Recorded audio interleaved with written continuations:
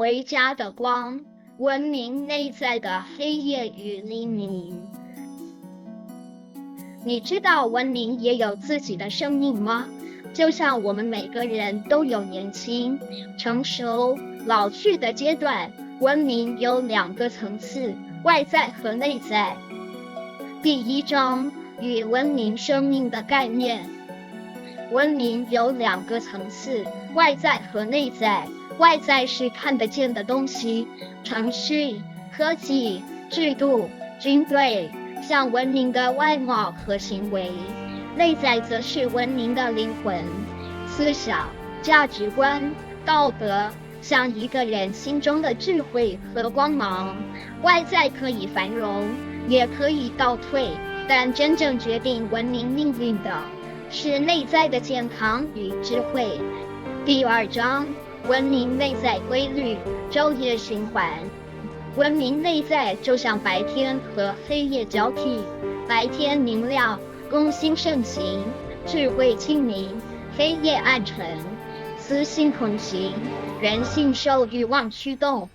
这个循环背后，其实来自整个民族的共业累积的思想、价值和行为。举例来说，夏代是道法自然，顺应天道，尊重人性；商代是道法人心，制度开始因应人心，但人性容易被欲望左右；周代是道法制度，制度妥协公心与私心，成为交汇的战场。如果私心战胜制度，就会坠入道法私欲的暴乱之治，严重时甚至会坠入道法仇恨的灭亡之治。第3章，东西方文明年龄对照。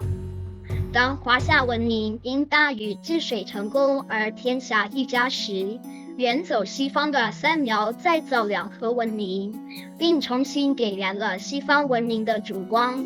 5000年后，东方文明就像走在黑夜的尽头，经历暮年，而西方还在青年，才正要迈入黑夜之中。这种错位主要是大洪水造成的文明倒退与人口骤减。历史案例说明，管子约早于君主论2000年，秦始皇约早于希特勒2000年，秦变法约早于法国法典2000年，百家争鸣约早于文艺复兴2000年，殷商朝约早于中世纪2000年，文景之治约早于现代西方2000年，汉武帝初约早于今日2000年。第4章，制度与公司性交战。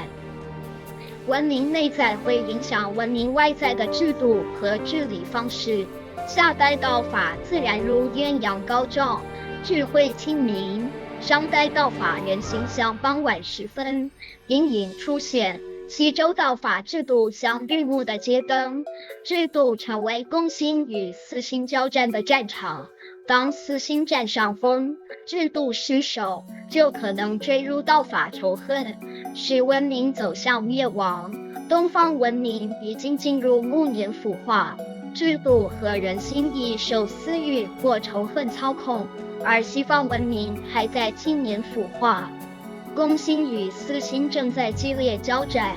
唯有坚守法治底线，才能避免文明堕落，迷失在漫漫长夜之中。第5章，文明错位的故事，东西方对照。现在我们把东西方文明放在一起看，会发现有趣的错位。东方华夏文明的经验其实像西方文明的预告，东方经历了暮年腐化，制度和人心被私欲掌控，西方还在青年腐化，公心与私心正在交战。只要坚守住法治的公心底线，未来2000年就不会太惨。从殷商朝到中世纪，从百家争鸣到文艺复兴，从管子到君主论，从秦变法到法典，从秦始皇到希特勒，从文景之治到西方现代，从汉武帝初到今天，相差大约都是2100年。每一个案例都像文明的回声，提醒我们历史的规律与教训。第6章：制度与公私心的博弈。文明的制度是公心与私心交汇的战场，当制度失守，私心占上风，就会坠入到法私欲的泥淖，甚至到法仇恨的深渊之中。这不只是历史的故事，也是我们今天的警示。文明的光明需要公心、法治与智慧的守护。第7章：文明昼夜循环的真理。文明不只是外在的单纯进步，文明内在就像人生的生老病死，昼夜的往返交替。东方已走到文明腐化的黑夜尽头，西方才正要走向文明腐化的黑夜之中。理解这个循环，就是理解人性、制度与法治如何互动。每一个选择，每一个制度，都会影响文明的光明或黑暗。光明与黑暗交替，公心与私心角力，这是文明永恒的故事。结论：守护文明的智慧。所以，当我们回顾历史，不只是看表面繁荣，也要观察文明的内在灵魂。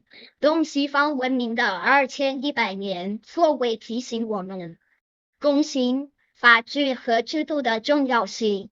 理解内在规律，就是守护文明、守护未来的第一步。